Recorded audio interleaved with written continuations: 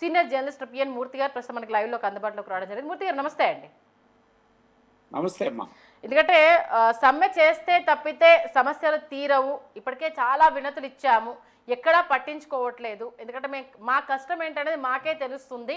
సమ్మెకి వెళ్తే తప్పితే మేము ఎంత కష్టపడుతున్నాము, మేము ఒక్కరోజు పనికి వెళ్ళకపోతే కార్యకలాపాలన్నీ ఎలా స్తంభించిపోతాయో అప్పుడు తెలుస్తుంది అంటూ కార్మికులు చెప్తున్నారు. ఎవరిది లోపము? అసలు సమ్మెకి వెళ్తే ఏంటి పరిస్థితులు? ముందుగా మీకు మీ ఛానల్ సిబ్బందికి నమస్కారం. విషయం ఏంటంటే, ఇప్పుడు సమ్మె చేయాల్సినంత డిమాండ్లు ఉన్నాయా లేదా అని చెప్పి పరిశీలిస్తే వాళ్ళు పెట్టిన డిమాండ్లు సముచితమైనవి, న్యాయబద్ధమైనవి, పరిష్కరించదగినవి. ఎందుకనంటే 2013 అంటే ఈ ప్రభుత్వం కాంగ్రెస్ ప్రభుత్వం వచ్చిన తర్వాత గత 10 సంవత్సరాల్లో జరిగిన అరాచక విధానాలు, కార్మిక వ్యతిరేక విధానాలు, అదేవిధంగా ట్రేడ్ యూనియన్నే మొత్తంగా లేకుండా చేసిన సందర్భం, ఇవన్నీ కూడా 2019లో 54 రోజుల సమ్మె ఒకసారి పరిశీలిస్తే మన తెలంగాణ ప్రభుత్వం మన బంగారు తెలంగాణ అనుకుని 52 రోజులు సమ్మెలో పాల్గొని, సకల జనుల సమ్మెలో పాల్గొని తెలంగాణ తీసుకురావడంలో కీలక పాత్ర వహించిన రవాణా రంగాన్ని చాలా ఘోరంగా గత 10 సంవత్సరాల్లో కార్మిక హక్కుల్ని, కార్మిక సంఘాలని కాలరాచిన వైనం మనకు కనపడతా ఉన్నది. సరే, ఇప్పుడు ఒక 18 నెలలు దాటుతూ ఉన్నది. కాంగ్రెస్ ప్రభుత్వం వచ్చింది. కాంగ్రెస్ ప్రభుత్వం వచ్చిన తర్వాత కొన్ని ప్రజాతంత్ర హక్కులని పరిరక్షించడాన్ని మనం చూస్తూ ఉన్నాం. ప్రజాభవనాన్ని ఓపెన్ చేశారు, బాగుంది. కానీ గత 10 సంవత్సరాల్లో కార్మిక సంఘాలని రద్దు చేసిన ఆ వెరిఫికేషన్, అంటే కార్మిక సంఘాల యొక్క గుర్తింపు సంఘాల ఎన్నికల్ని ఇప్పటి వరకు పునరుద్ధరించకపోవడం కాంగ్రెస్ ప్రభుత్వం చేస్తున్న ఒక ప్రధానమైన లోపంగా గుర్తించాల్సిన అవసరం ఉన్నది.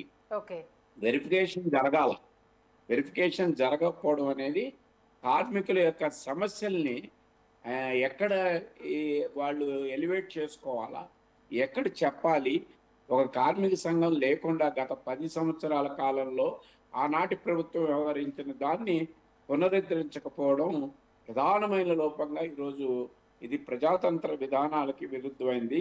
ప్రజాస్వామ్యాన్ని పునరుద్ధరిస్తున్నామని చెప్పిన రేవంత్ రెడ్డి గారు లేదా పొన్నం గారు కానీ వాళ్ళు ముందు కార్మిక సంఘాల యొక్క వెరిఫికేషన్, వాళ్ళ కార్మికులు ఏ సంఘం ద్వారా తమ హక్కుల్ని గుర్తింపు సంఘం ద్వారా తెలియజేయాలో ఆ సంఘాలని పునరుద్ధరించకపోవడం ప్రధాన లోపంగా మనకు కనపడుతూ ఉన్నది. రెండోది, 179 నెలల డిఏ బకాయి ఉందమ్మా. 1 కాదు 2 కాదు, 179 నెలల నుంచి వీళ్ళకి డిఏలు ఇవ్వలేదు. సరే, కాంగ్రెస్ ప్రభుత్వం వచ్చిన తర్వాత 2013 ఆనాడు ఏరియర్స్కి సంబంధించిన బాండ్స్ని రిలీజ్ చేసింది. అదొక ఆహ్వానించదగిన విషయమే. అదేవిధంగా 2017 వేతన సవరణ జరిగింది, కానీ ఏకపక్షంగా జరిగింది. కార్మిక సంఘాలను కానీ కార్మికులు కానీ వాళ్ళ యొక్క ప్రతిపాదనలు కానీ గమనంలోకి తీసుకోకుండా కాంగ్రెస్ ప్రభుత్వం ఏకపక్షంగా 2017 వేతన సవరణ చేసింది. ఇంకా 2021 వేతన సవరణ ఇంకా ముందుకు రాలేదు. మళ్ళీ 2025లోకి వచ్చాం మనం. మన ఏప్రిల్ 31 మార్చి తోటి ఇంకో వేతన సవరణ జరగాల. ఇవన్నీ కూడా కార్మికుల్లో గోడు కట్టుకున్న సమస్యలుగా ముందుకు వచ్చినాయి. అయితే కార్మిక సంఘాలు సంపూర్ణంగా అందరూ కూడా ఒకటై పోరాటం చేయకుండా కొన్ని సంఘాలు మాత్రం జేఏసీగా ఏర్పడి ఈ విధంగా సమ్మెకి వెళ్ళడం అనేది ఈ సమయంలో సముచితం కాదని ఒక విశ్లేషకుడుగా నేను భావిస్తూ ఉన్నాను. కారణం ఏంటంటే 54 రోజులు సమ్మె చేసి 2019లో ఘోరంగా ఆనాటి ప్రభుత్వం అణిచివేసింది. ఆ ప్రభుత్వ విధానాలు, ఆ కార్మిక చట్టాలు ఇప్పటికీ కొనసాగుతూ ఉన్నాయి. ఇక్కడ వెరిఫికేషన్ అనేది జరగలేదు. కాబట్టి పాక్షికంగా కొన్ని సంఘాలు జాయిస్గా ఏర్పడి కొన్ని రాజకీయ పార్టీల యొక్క ప్రోద్బలంతో ఈ సమ్మెని రాజకీయంగా ఉపయోగించుకోవాలనుకునే రాజకీయ పార్టీల ఉచ్చులో ఈ సమ్మె జరుగుతోంది అని చెప్పి నేను భావిస్తా ఉన్నాను. ఓకే. కాబట్టి కార్మిక సంఘాలు లేవనెత్తిన సమస్యలు చాలా న్యాయబద్ధమైంది.